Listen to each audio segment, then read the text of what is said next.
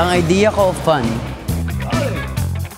mga bagay na nagpapasaya sa akin, simple lang, basta bola ang barkada ko, gusto kong makasama ko yung mga taong gusto kong kasama, yun lang. Relax lang akong tao, pero adventurous din at the same time, pero hindi kasi ako palalabas masyado eh.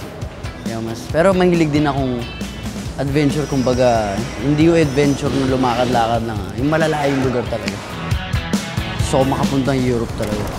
Gusto ko mamunta sa England. Saan galing mga solid na rockstar.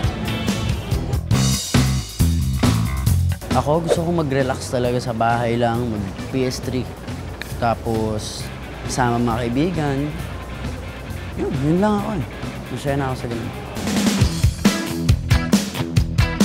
Ngayon, happiest moment ko araw-araw. Lahat. Lahat na nangyayari ngayon. Wala akong masasabing happiest kasi parang patong-patong. Memorable experience. Ang dami, tol. Ang memorable experience ko yung concert.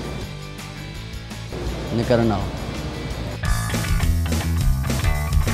Ang mga nagpapasaya sa akin ay mga pamilya ko, mga kaibigan ko, mga mahal ko sa buhay, mga supporters ko, at mga nagmamahal sa akin.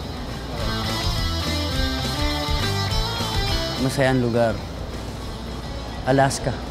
Ganda dun. Ang lamig, ang saya. Magkakasama pa kaming lahat. Kaya yun ang pinaka-masayang lugar na napunta ko. Best friend ko. Si Cedric. Yung lead na gitarista namin. Idea of fun. Basta masaya ka.